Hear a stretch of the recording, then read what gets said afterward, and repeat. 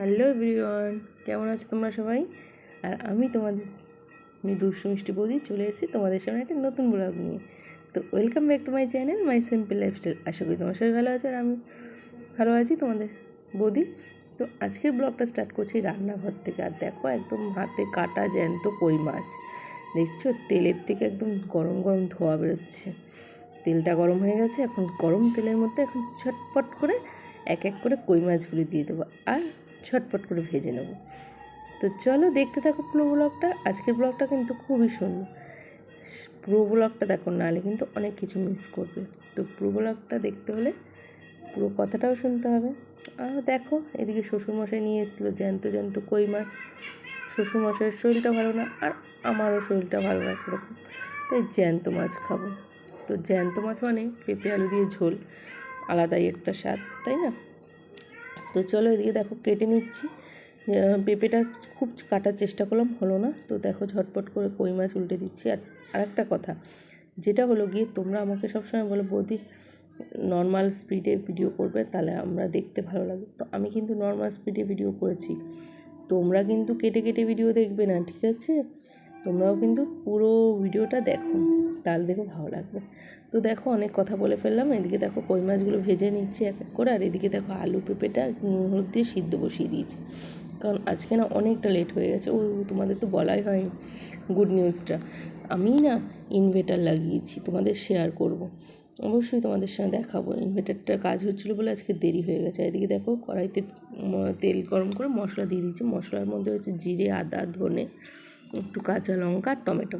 আর এদিকে দেখো পেঁপে আলুগুলো সিদ্ধ হয়ে গেছে পরে একদম মশলার মধ্যে ডাইরেক্ট দিয়ে দিয়েছি, আর ওটা আর ভাজিনি, কারণ আজকে অনেক দেরি হয়ে গেছে। ওদিকে শ্বশুরমশাই খাবে বলে বসে আছে, আর আমি এদিকে তাড়াতাড়ি করে রান্না করছি। আর এদিকে দেখো আর একটা কড়াই বসিয়ে দিই। তো একটা কড়াইতে তো রীতিমতো মাছের ঝোল হচ্ছে পেঁপে আলু দিয়ে, আর একটা কড়াইতে করবো কই মাছে গঙ্গা যমুনা।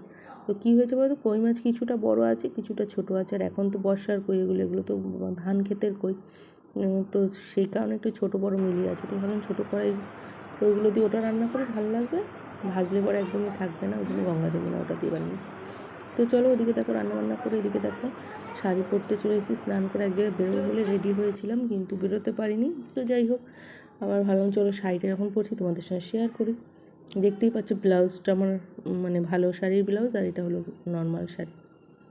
তো যাই হোক, ভিডিওটার ডেসক্রিপশানে তোমরা আমার Facebook link plus Insta ID লিঙ্কটা পেয়ে যাবে। ঝটপট করে তোমরা ফেসবুক পেজটা ফলো করে দিও, আর ইনস্টা পেজটা ফলো করে দিও, আর সাবস্ক্রাইব করে দিও।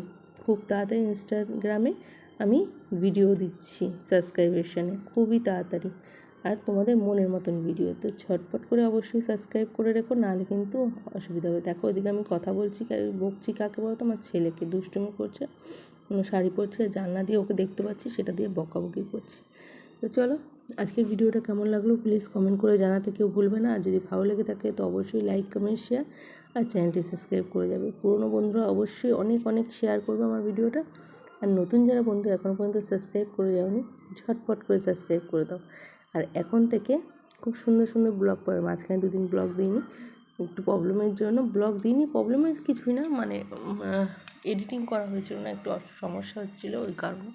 তো চলো আজকে থেকে আবার ব্লগ পাবে পার ডে, দেখতে থাকো, আশা করি ভালো লাগবে। তো দেখো এদিকে কেমন লাগছে আমাকে এই শাড়িটা বলবে কিন্তু অবশ্যই, ঠিক আছে? এই শাড়িটা যেই রিলগুলো আমি পোস্ট করেছি তোমরা কিন্তু সবাই খুব ভালোবাসা দিয়েছো, ওরকম কিন্তু সব কটা রিলসেই ভালোবাসা দিতে হবে, তাই না? দেখো ভালো মন্দ মিলেই তো সব কিছু করবো। এবার যদি তোমরা ভালোটায় ভালো দাও, খারাপটা একদমই করো, এরকমটা উচিত না, না? সব বৌদিকে ভালোবাসলে সব কিছুতে ভালোবাসতে হবে, এটাই হলো সবথেকে মজা, তাই না? কাউকে ভালোবাসলে আমরা তাকে ভালো মন্দ সব কিছু নিয়ে একসঙ্গে ভালোবাসতাম।